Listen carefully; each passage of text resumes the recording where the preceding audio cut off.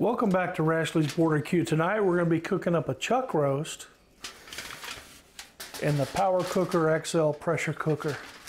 Y'all stay tuned and we'll show you how we're going to do it.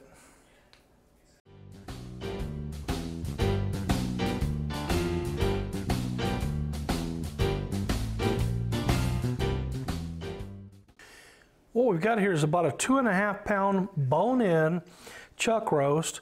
We're going to spray some duck fat on it to act as a binder for the seasoning. Then we're going to hit it with this Vaquero steak and fajita rub. Good stuff. I've tried it on fajitas last week and really good stuff. Just a light spritz of the duck fat and then a generous application of the fajita rub. Steak and fajita rub, I should say. I mentioned it in my previous video. This does have MSG in it, so if you're sensitive to MSG, keep that in mind. We flipped it over. We're going to hit the other side with duck fat and the same rub. That looks good. We'll move over to the pressure cooker and get this thing in there. We're going to use the trivet in here to keep the meat up off the bottom of the pressure cooker. We're going to add just enough water. I've already got some in there, but I'm just topping it off just to bring it up with where it touches the bottom of the trivet. So that's probably not more than a cup and a half of water at the most. We're going to toss in some of this Stubbs mesquite liquid smoke. Too much liquid smoke will give it kind of a medicinal taste and flavor. So we're just not going to put much, probably, that's probably half a tablespoon, more or less. Well, bottle's empty, we'll just dump the rest, but between a half and a tablespoon. We're going to drop in the chuck roast. It's kind of folded up on the side a little bit, it barely fits. Shove it down and kind of get it in there. It fits. There we go. We squished it up a little bit. Squish, that's a technical cooking term. We got this onion that we cut into half rings. Dump that in there on top of the chuck roast. Kind of spread it around on top. Make sure our seal is good. Looks good. Get the top on. And we're going to go ahead and set it on meat. And I'm going to go ahead and run it for an hour, make sure it gets nice and tender.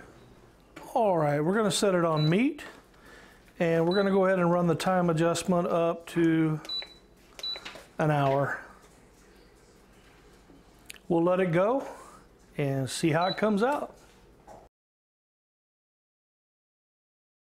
We didn't bleed the pressure off manually. We just let the pressure come down on its own.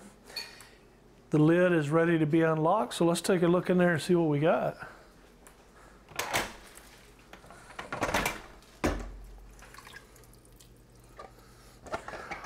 Looks good. Oh yeah, that's nice and tender. Let me get it out so I give you a look. All right, so there it is, guys. The bone came out. Well, the bone came out because the whole thing fell apart. It was way too tender. We could have probably done 45 minutes. We ended up doing an hour. But it's falling apart tender, which is fine because we're going to kind of shred it up and make tacos with it anyway. Let's take a taste test and see what we got. All right, so let's see how this tastes. Just get a small sample. I showed you it was just falling apart. Pull apart tender, no problem shredding it.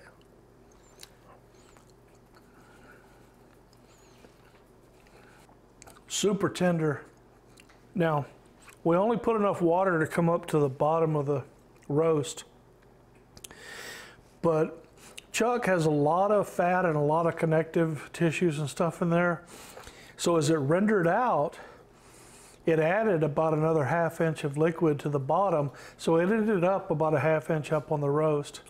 But we seasoned both sides. We laid the onions on top. When I took it out, most of the onions came off. They're in the juice back there. We're gonna take that juice and put it on top of we diced up some potatoes and boiled them. We're gonna put the juice on top of them. It's gonna be real good. Again, we use the El Vaquero, Texas Best steak and fajita seasoning. We used gourmet duck fat. And when we make our tacos right now, we're gonna use Texas Wizard Glaze, the spicy version. Not a real hot kick to it, has just a little heat, kind of a black pepper type heat. It's sweet and tangy both, so it's got a mix of everything that's good. We're gonna put that on our tacos.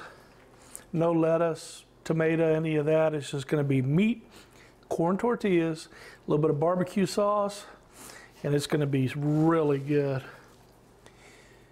Guys, I hope y'all enjoyed this little cook here, pressure cooker XL. It could have done it in 45, but we let it go an hour. 1 hour, it's done.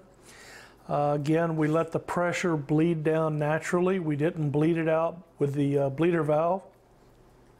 And when the top was able to be opened, it was nice and tender. Good stuff. We hope y'all will join us next time on Rashley's Border Q. Until then, when we meet you later on down the road, we say adios. Here we go, the El Vaquero, Texas Best steak and fajita rub. We got the meat on a corn tortilla. We put a little bit of the onions from the juice on top of the meat. I'm gonna give it just a light sprinkle of this El Vaquero seasoning. There we go. And hit it with just a touch of the Texas Wizard Glaze, not too much, just enough to accent the flavor. And there it is.